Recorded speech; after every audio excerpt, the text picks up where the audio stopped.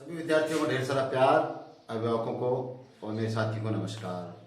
आपके अपने YouTube channel BMSS बछराड़ा, जो स्वर्गीय वैद्य श्री बजरंगनाथ शर्मा मेमोरियल माध्यमिक शिक्षण संस्थान के द्वारा ऑनलाइन शिक्षा के नए आयाम के लिए बनाया गया है, उसमें आपका स्वागत। और आज मैं आपके सामने नरसिंह गौड़ विद्यालय संचालक के रूप में और साथ में ही सामाजिक विज्ञान के आचार्य महोदय के रूप में प्रस्तुत हूँ। आज हम पढ़ेंगे सामाजिक विज्ञान कक्षा 10 पुस्तक समकालीन भारत। समकालीन भारत में प्रथम अध्याय है संसाधन एवं विकास। संसाधन से आप सभी परिचित हैं कि जो भी हम प्रयोग करते हैं इस जीवन में वो सारा संसाधन है। और संसाधन की परिभाषा हम देखें तो साधारण परिभाषा यह है कि जिन वस्तुओं का हम प्रयोग हमारे दैनिक जीवन में करते हैं वो संसाधन है।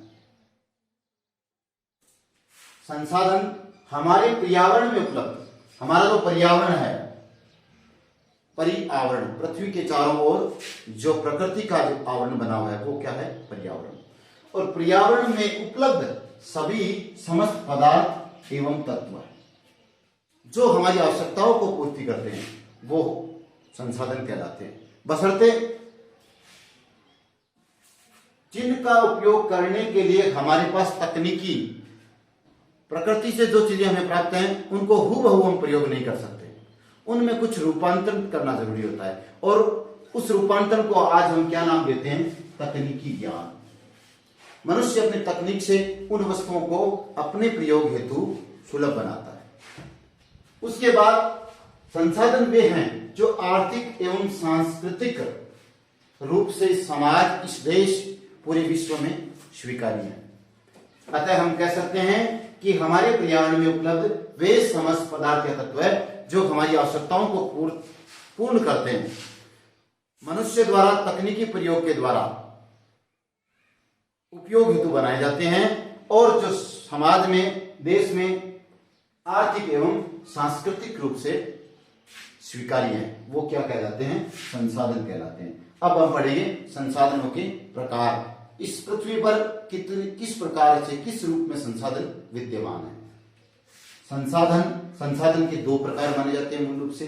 पहला प्राकृतिक। प्राकृतिक से शब्द से आप समझ सकते हो कि जो प्रकृति की देन है वो क्या है? प्राकृतिक। और दूसरा मानवीय।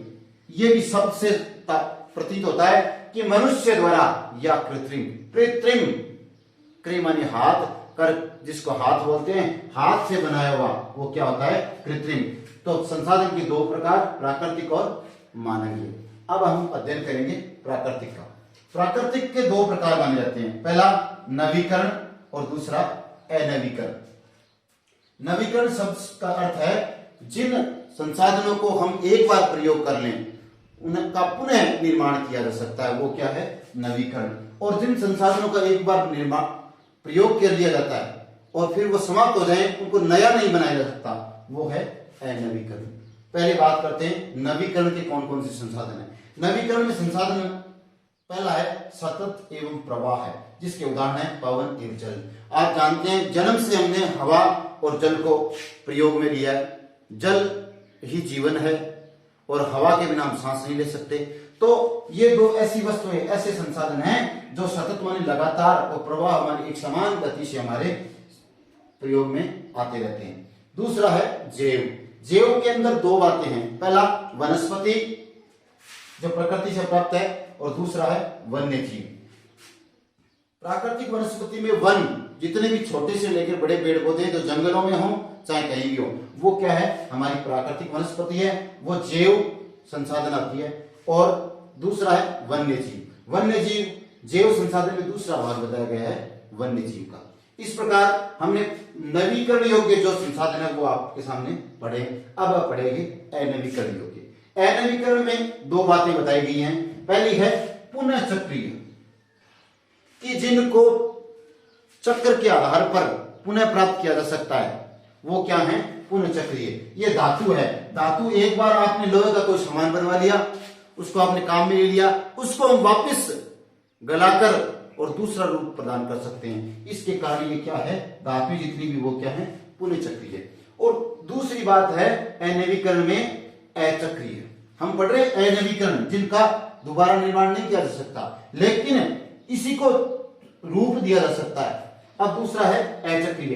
अचक्रीय में जीवाश्म ईंधन, क्रूड ऑयल, कच्चा तेल नाम सुना आपने, कच्चा तेल जिससे सारे पेट्रोल, डीजल, डामर जो कोलता जिसको बोलते हैं, केरोसिन, ये सभी किसके घटक है, कच्चे तेल के घटक है। और कच्चे तेल जो एक बार निकलता है उसके बाद उसका कोई ये नहीं है कि हम उसको दोबारा पुनः बना सकते, ऐसी कोई विधि नहीं है। आज तक ऐसी मनुष्य ने कोई तकनीक नहीं खोजी है जिससे क्रूड ऑयल, कच्चे तेल को पुनः निर्मित किया जा सके। हमने पढ़ लिया प्राकृतिक। अब मनुष्य के द्वारा मानवीय या कृत्रिम, इसके दो भाग है, पहली संरचनाएं और दूसरा है संस्थाएं। संरचनाओं, मनुष्य ने संसाधनों को अपने प्रयोग हेतु सुलभ बनाने के लिए कुछ नीतियों का, कुछ संरचनाओं का निर्माण किया है और उसे लंबे समय तक चलाने के लिए कुछ संस्थाओं का निर्माण किया है ताकि उनको आगे तक, जैसे आज हमारा वैज्ञानिक जो भारत का क्या है, एक साइंस क्षेत्र का जिसको इसरो बोलते हैं, वैज्ञानिक खोज के लिए, तो वो एक संस्था के रूप में स्थापित कर दी गई है ताकि विज्ञान संबंधित जो भी खोजें, जो भी तकनीकी है, उनका प्रयोग करने के लिए हमें किसी संस्था की आवश्यकता होती है। वो इसरो के नाम से, जो भारतीय वैज्ञानिक अनुसंधान केंद्र जिसको बोलते हैं, वो आज स्थापित है। और ऐसी संस्थाओं से ये किसके द्वारा निर्मित है, मनुष्य द्वारा। दूसरी बात करते हैं मात्राएं। हम किसी संसाधन का प्रयोग किस माध्यम से करते हैं, उसकी मात्रा और गुणवत्ता। देखो बाजार से सामान लेके आते हैं, अगर वो गुणकारी नहीं है तो हम एक बार लेके आएंगे, दोबारा उसको नहीं लेके आएंगे। लेकिन हम अपने लिए जो सामान बना रहे हैं वो अच्छा बनाएंगे।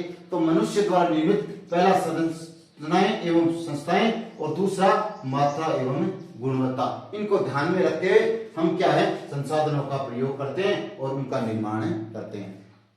अब आपके सामने मैंने जो पढ़ा है, इसमें किसी प्रकार की कोई आपको दिक्कत हो आप कमेंट बॉक्स में लिखें। और ऑनलाइन शिक्षा से जुड़ने के लिए आपके अपने विद्यालय के यूट्यूब चैनल BMSS स्कूल बछड़ा के इस वीडियो को लाइक करें, शेयर करें, बेल आइकन को दबाएं और ज्यादा से ज्यादा ऑनलाइन शिक्षा से जुड़ें। धन्यवाद, नमस्कार।